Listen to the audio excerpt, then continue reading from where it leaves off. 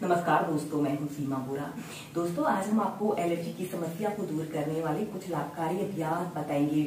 Allergy की समस्या एक ऐसी समस्या है जो कभी भी किसी को किसी भी उम्र में हो सकती है। अगर शुरुआत में इस समस्या को पहचान लिया जाए तो आगे कई समस्याओं से बचा जा सकता है।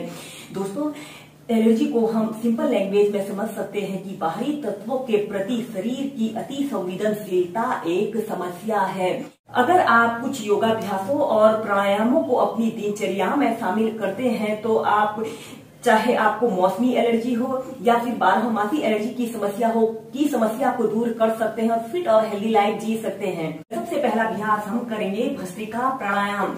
ऐसे ही आपने पद्मासन, सुखासन या किसी भी आरामदायक आसन पर जिसमें आप आरामदायक स्थिति में बैठ सकते हो, ऐसे कमर गर्दन बिल्कुल सीधी करते हुए आपने बैठ जाना है और अपने दोनों हाथों को ऐसे अपने कंधों के पास ऐसे रख लेते हैं। श्वास अंदर भरते हुए आपने अपने हाथों को ऐसे ऊपर की तरफ उठाते हैं और श्वास छोड़ते हुए नीचे।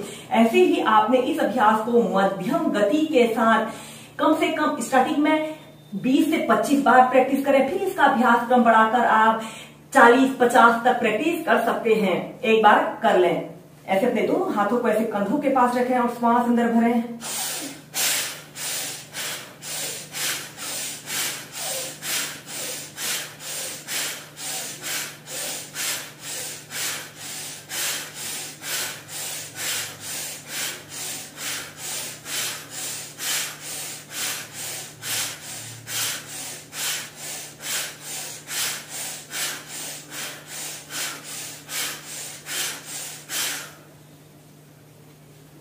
और फिर इसके बाद आपने अपने दोनों हाथों को ऐसे अपने घुटनों के ऊपर रख लेते हैं और अपनी श्वसन प्रक्रिया को सामान्य होने देते हैं।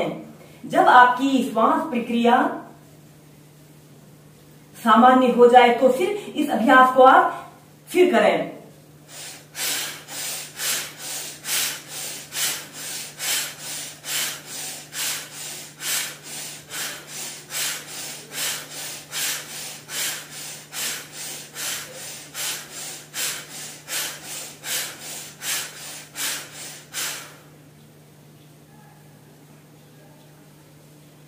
ऐसे ही इस अभ्यास को आप 5 से 6 बार पहले मध्यम गति के साथ प्रैक्टिस करें, फिर आप इसे तीव्रता से प्रैक्टिस कीजिए। अब हम करेंगे मत्स्यासना। सबसे पहले आपने ऐसे पीठ के बल सीधे लेट जाना है और अपने दोनों हाथों को ऐसे अपने हिप्स के नीचे से ऐसे रख लेते हैं। हम करेंगे सरल मत्स्यासना और फिर ऐसे अपने सिर को ऐसे मोड़ लेते हैं और अपने आपके दोनों पैर बिल्कुल सीधे, पंजे ऐसे आगे की तरफ तने हुए हों और एक आरामदायक अवधि के लिए कम से कम 2 मिनट इस सरल मत्स्यासना की पोजीशन पर रहें। ऐसे अपनी आंखों को बंद करते हुए अपना समस्त ध्यान अपने श्वासों के आवागमन पर रखते हुए इस अभ्यास को आपने करना है।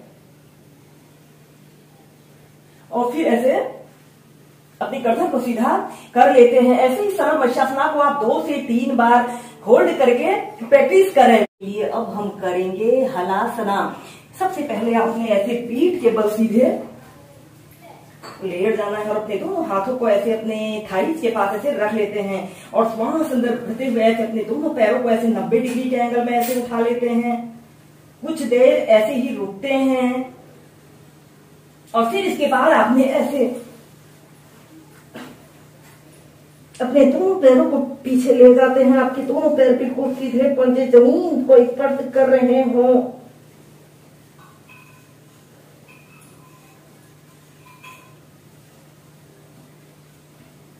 कम से कम 2 मिनट से लेकर 3 मिनट तक ऐसे ही इस हलासना की पोजीशन पर रहते हैं।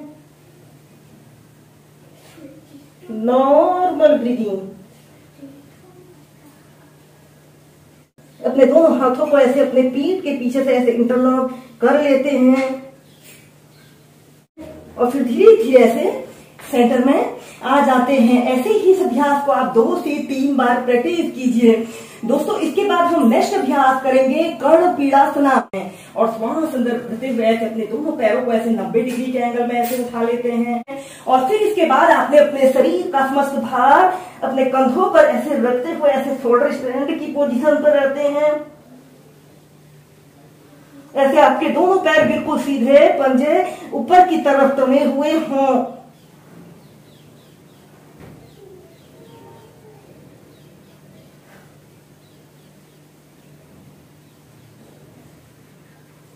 और फिर इसके बाद आपने अपने दोनों पैरों को ऐसे पीछे ले जाते हैं, ऐसे हलासना की पोजीशन पर रहते हैं।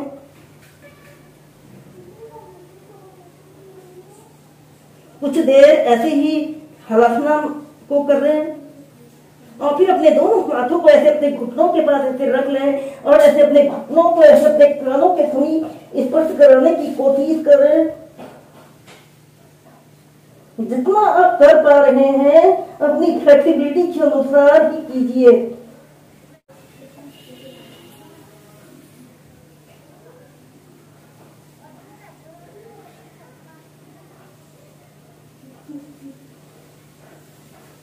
ऐसे अपने पैरों को सीधा करते हैं, शोल्डर स्टैंड की पोजीशन पर आते हैं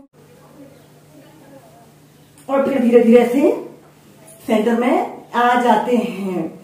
ऐसे ही इसे 2 से 3 बार कीजिए।